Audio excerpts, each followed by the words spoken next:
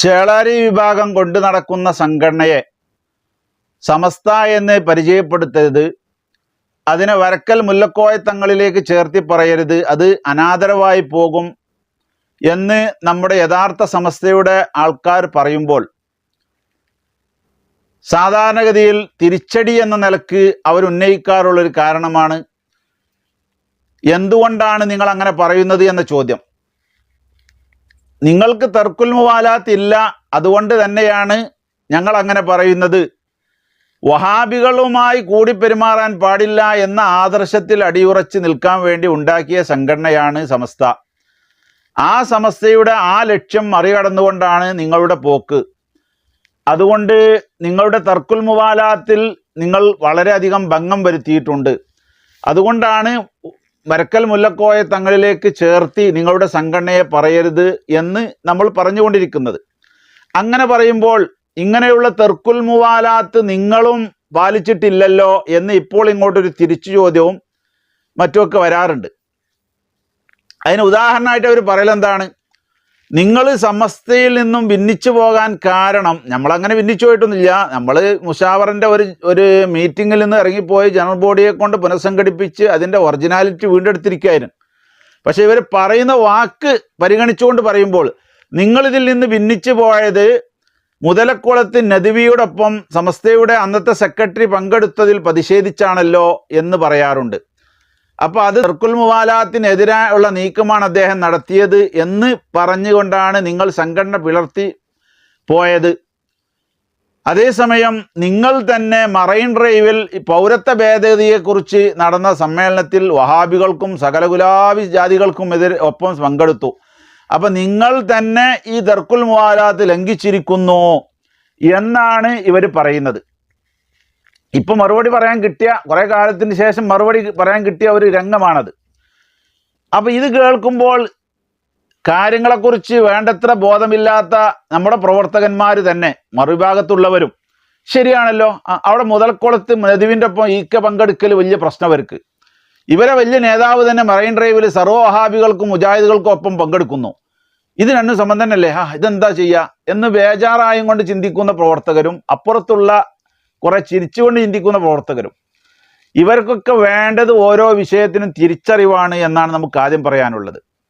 ഓരോ കാര്യങ്ങൾ എങ്ങനെയാണ് ഇരിക്കുന്നത് എന്ന് മനസ്സിലാക്കാതെ കണ്ടതൊക്കെ ഒരുപോലെ എന്ന് വിചാരിക്കാൻ ഒരിക്കലും നിർവാഹമില്ല.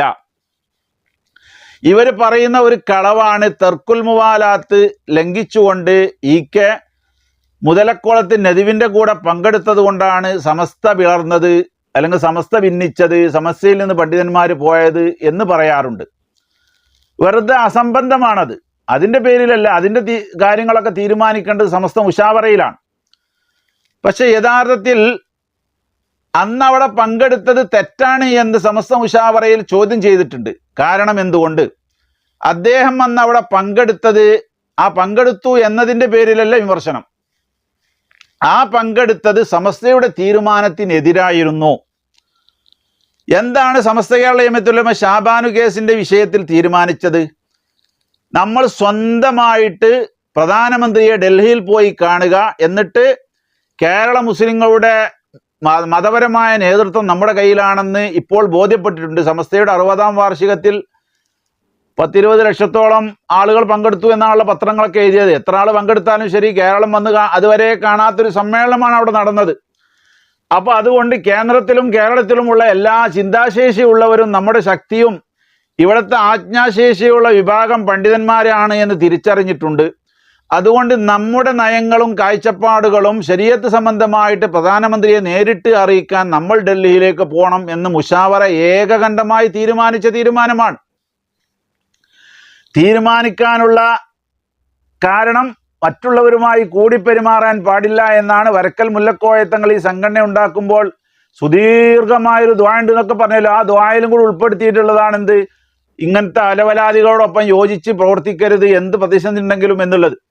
അന്നൊരു പ്രതിസന്ധി ഒന്നും ഇല്ല, കാരണം ഭരിക്കുന്നത് കോൺഗ്രസ് ആണ്, 400ഓളം സീറ്റുണ്ട്, അവരോടൊന്നും പറയാനേ ഉള്ളൂ. അത് നമ്മൾ അവരെ റെപ്രസെൻറ്റേറ്റീവുകളായ ആളുകൾ ഇവിടെ 2-3 എംപിമാർ ഇവിടുന്ന് പോകുന്നുണ്ടല്ലോ, അവരോട് പറഞ്ഞാണ് പരിഹരിക്കാനേ ഉള്ളൂ. അത് വലിയ ആനത്തല പോലെയുള്ള പ്രശ്നമായിക്കൊണ്ട് അവതരിപ്പിച്ചുകൊണ്ട് മുസ്ലിം സമുദായത്തിൻ്റെ വലിയ ഭീഷണിയുള്ള പ്രശ്നമാണ്, സംഭവമാണെന്നൊക്കെ പറഞ്ഞാണ്ട് ഏതായാലും ശരി പ്രശ്നമാണ് എന്ന് വിചാരിക്കുക.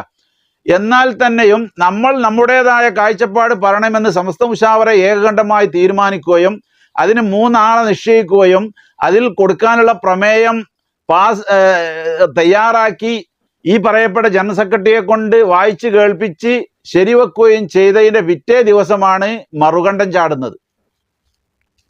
അപ്പൊ മുതലക്കുളത്ത് അദ്ദേഹം പങ്കെടുത്തത് സമസ്തയുടെ തീരുമാനത്തിനെതിരായതുകൊണ്ട് സമസ്തയുടെ ആളുകൾക്ക് അതിൽ പ്രതിഷേധമുണ്ടായി.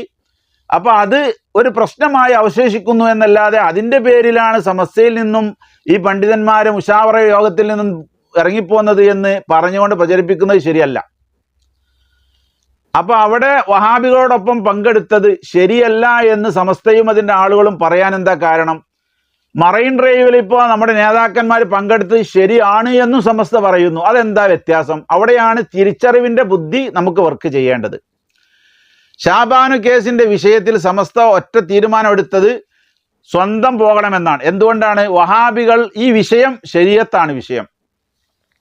ശരീഅത്തിന്റെ വിഷയത്തിൽ ഈ ജീവനാംശത്തിന്റെ വിഷയത്തിലും അതുപോലെ മുനാക്കഹാത്തിന്റെ വിഷയത്തിലുമൊക്കെ വഹാബികളും സുന്നികളും തമ്മിൽ ഒരുപാട് അഭിപ്രായ വ്യത്യാസമുണ്ട്. ഏകീകരണമില്ല, ഐക്യം നിലനിർത്താൻ കഴിയില്ല. കാരണം നമ്മൾ 3 തലാഖ് ചൊല്ലിയാൽ 3ഉം പോകും എന്ന് പറയുമ്പോൾ 1 പോകുള്ളൂ എന്ന് പറയുന്ന ആളാണ് അപ്പുറത്തുള്ളത്.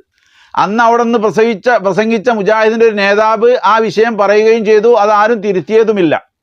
ഇങ്ങനെ നമ്മൾ ഏക അഭിപ്രായമല്ല ശരീഅത്തിന്റെ വിഷയത്തിലുള്ളത്. അതുകൊണ്ട് തന്നെ എല്ലാവരും കൂടിയിട്ട് ശരീഅത്ത് സംരക്ഷിക്കുക എന്നുള്ളത് വിരോധാഭാസമാണ്. ഒരേ അഭിപ്രായമില്ലാത്ത എല്ലാവരും കൂടി ഒരു വിഷയത്തിന് വേണ്ടി ഇടപെടുക എന്ന് പറഞ്ഞാൽ തന്നെ പൊട്ടത്തരാണുള്ളത്, വിഡ്ഢിത്താണല്ലോ. അതുകൊണ്ടാണ് സമസ്ത അങ്ങനെ തീരുമാനിച്ചത്. പക്ഷേ തീരുമാനത്തിന്റെ ശേഷം ജനറൽ സെക്രട്ടറിക്ക് വലിയ വിവേകം ഉദിക്കുകയോ മറ്റോ ഒക്കെ ചെയ്തു, എന്തൊക്കെയോ സംഭവിച്ചു. അങ്ങനെ അദ്ദേഹം അതിൽ പങ്കെടുത്തു. അതൊരു പ്രശ്നമായി അവശേഷിക്കുകയായിരുന്നു. ഇനി എല്ലാവരും കൂടി ഒരു പൊതു പ്രശ്നമായിരുന്നുവെങ്കിൽ അവിടെ വേദി പങ്കിട്ടെന്നൊരു വിമർശിക്കേണ്ട ആവശ്യമില്ല. ഇപ്പം നമ്മൾ ബസ്സിൽ കയറുന്നു, ഫ്ലൈറ്റിൽ കയറുന്നു, അവിടെയൊക്കെ വഹാബികളും മറ്റൊക്കെ ഉണ്ട്. അതൊരു പൊതുവേദിയാണല്ലോ. അവിടെ പങ്കിടാതിരിക്കാൻ പറ്റില്ല. എവിടെ പങ്കിടാൻ പറ്റും പങ്കിടാൻ പറ്റൂല എന്നുള്ളതിന് മാനദണ്ഡമുണ്ട്. എവിടെയെങ്കിലും ഒരാൾ വഹാബി ഒരു കസാലം ഇരിക്കുന്നു, അപ്പുറത്ത് സുന്നിരിക്കുന്നു, അപ്പൊ ഇത് പറ്റുമോ എന്ന് ചോദിക്കുന്ന വിഡ്ഢിത്തം ആരും ആവർത്തിക്കാൻ പാടില്ല. ആരുമായി എപ്പോ എങ്ങനെയൊക്കെ സഹകരിക്കാം എന്നതിന് ഇസ്ലാമിക ശരീഅത്തുണ്ട്. ദീനിൽ ബുദ്ധിമുട്ടില്ലാത്ത രീതിയിലൊക്കെ സഹകരിക്കാം, അല്ലാത്ത രീതിയിൽ സഹകരിക്കാൻ പറ്റൂല. ഇപ്പൊ ഇവിടെ മുതലക്കുളത്ത് സഹകരിച്ചത് ദീനിൽ ബുദ്ധിമുട്ടുണ്ട്. കാരണം ഒരേ ആശയത്തിലുള്ളവരല്ല, ആ മാറ്ററിൽ തന്നെ എല്ലാവരും ഏക അഭിപ്രായക്കാരല്ല. അവിടെ ആ മാറ്ററിന്റെ ലക്ഷ്യം തന്നെ പൊളിച്ചുകൊണ്ട് ഇസ്ലാമിക ശരീഅത്തിലെ പ്രധാന നിയമം വ്യഭിചാരത്തിന് ലൈസൻസ് നൽകുന്ന 3 തലാഖില്ലേ 3 ആ പെണ്ണിനെ മടക്കിയെടുക്കണമെങ്കിൽ വേറെ പ്രശ്നങ്ങളോ ഒക്കെ ചെയ്യണം. അതൊന്നും കൂടാതെ 3 തലാഖ് ചെല്ലിയാൽ വിറ്റേന്നേനെ തിരിച്ചെടുക്കാം എന്ന് പറഞ്ഞ് ശരീഅത്തിന്റെ നിയമം ലംഘിച്ചുകൊണ്ട് വ്യഭിചാരത്തിന് ലൈസൻസ് കൊടുക്കുന്ന ഒരു പ്രഖ്യാപനം അവിടെ നടത്തുന്നു. അങ്ങനെ നടത്തുന്ന ആൾക്കാരും കൂടിയിട്ട് ഈ ശരീഅത്ത് സംരക്ഷിക്കാൻ കഴിയില്ല. അതുകൊണ്ടാണ് സമസ്തയും അതിൻ്റെ അനുയായികളും അതിനെതിരായി നിന്നത്. പക്ഷേ ജനറൽ സെക്രട്ടറിയും അതിൻ്റെ കുറച്ച് ആളുകളും അവർക്ക് അത് അപ്പം ഇങ്ങനെ ബോധ്യപ്പെട്ടു എന്നാണ് മനസ്സിലാകുന്നത്. ഇനി എന്താണെന്ന് അറിയില്ല. അപ്പം അതുകൊണ്ടാണ് മുതലക്കുളത്ത് പോയതിനെ നമ്മൾ വിമർശിച്ചുകൊണ്ടിരിക്കുന്നത്. എന്നാൽ മറൈൻ ഡ്രൈവിൽ പൗരത്വ ഭേദഗതി എന്നുള്ള വിഷയത്തിലാണ് യോജിച്ചിട്ടുള്ളത്. അതെന്നെ യോജിക്കുക എന്ന് പറഞ്ഞാലാണ് അതൊക്കെ അവിടത്തുള്ള പൗരപ്രമുഖന്മാരുടെ പരിപാടിയാണ്. സുന്നികൾ യോജിച്ചുകൊണ്ട് അവിടെ പരിപാടി നടത്തിയാൽ തന്നെ ആ ജനാബിൽ ഇവിടെ കൂടും. പിന്നെ അവിടെ എല്ലാവരും കൂടിയിട്ടുണ്ട് എന്ന് വരുത്തി തീർക്കാൻ വേണ്ടി വഹാബികൾക്കൊക്കെ വേദി കൊടുക്കാൻ അവിടുത്തെ കുറച്ച് പഴയ MLA-മാരും പഴയ മന്ത്രിമാരൊക്കെ ഉണ്ടല്ലോ, അങ്ങനെയുള്ള കുറച്ച് നല്ല പിള്ള ചമയാനുള്ള ആളുകളാണ് ഈ വഹാബികളുടെയും ജമാഅത്തുകാരൊക്കെ അവിടെ ക്ഷണിച്ചു വരുത്തിയത്. അല്ലെങ്കിൽ അവരൊന്നും ഒരു ആവശ്യം അവിടെ ഇല്ല, നമുക്കതിൽ പങ്കാളിത്തമില്ല. അതേസമയം ഇങ്ങനത്തെ ഒരു വിഷയത്തിന് സമസ്ത കേരള ജമിയത്തുൽ ഉലമ ഒരു സമ്മേളനം വെക്കുകയാണ് എങ്കിൽ അവിടെ സുന്നികളായ ആളുകളെ മാത്രമേ ക്ഷണിക്കുള്ളൂ.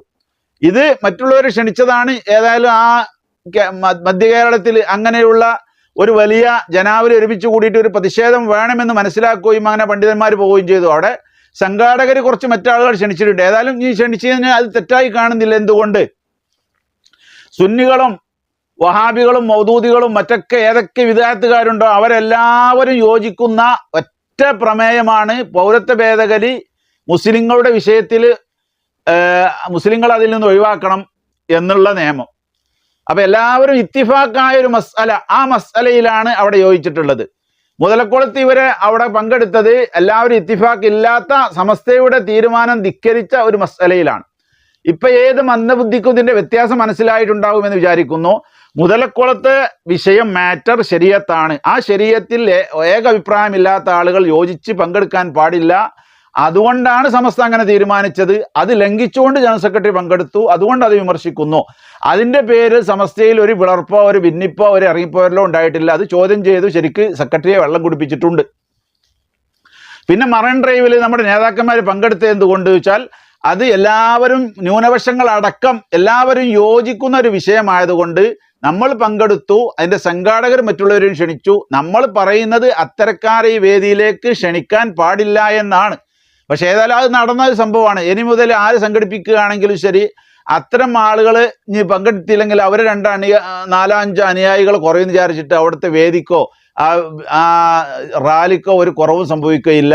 അതിൻ്റെ സംഘാടകരായി വർക്ക് ചെയ്യുന്നവരാണ് ചിന്തിക്കേണ്ടത്. അവർ വിശാല വീക്ഷണക്കാരായി വഹാബികൾക്ക് ലോകത്ത് ഇത്ര വലിയ ജനാവലിയെ, സലഫികൾക്ക് ഇത്ര വലിയ ജനാവലിയെ അഭിസംബോധന ചെയ്താൽ വേറെ അവരെ സമ്മേളനം വിളിച്ചാൽ ഒരു വേദി കിട്ടൂല. ഇങ്ങനെയുള്ള ഇല്ലാത്ത വേദി ഉണ്ടാക്കി കൊടുക്കാൻ സുന്നിയായി ചമയുന്ന വലിയ വലിയ പ്രമുഖന്മാർ പലയിടത്തുമുണ്ട്. അവരതിൽ നിന്നും പിന്തിരിയണമെന്നാണ് നമുക്ക് ഈ വിഷയത്തിൽ പറയാനുള്ളത്.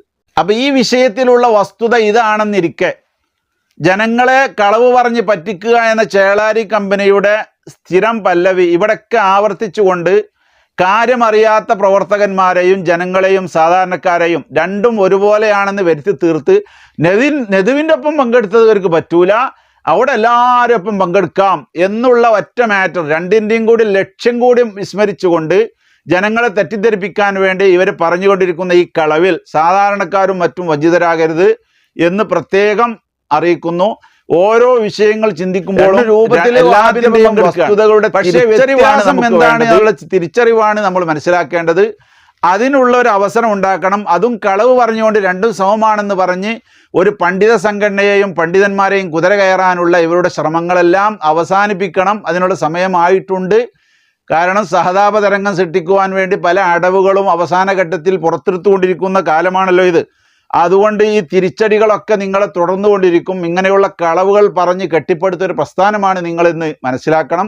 വരക്കൽ മുല്ലക്കോയ തങ്ങളുടെ പാരമ്പര്യവും ആ 100ന്റെ അവകാശവും നിങ്ങൾ ഒഴിവാക്കണം. ഏതായാലും കേരളത്തിൽ നിന്ന് നിങ്ങൾ അതിൻ്റെ ഉദ്ഘാടനം ഒഴിവാക്കിയത് തന്നെ വളരെ ഭാഗ്യമാണ്. കാരണം കേരളത്തിൽ ഉണ്ടാക്കിയ ഒരു സംഘടനയാണല്ലോ.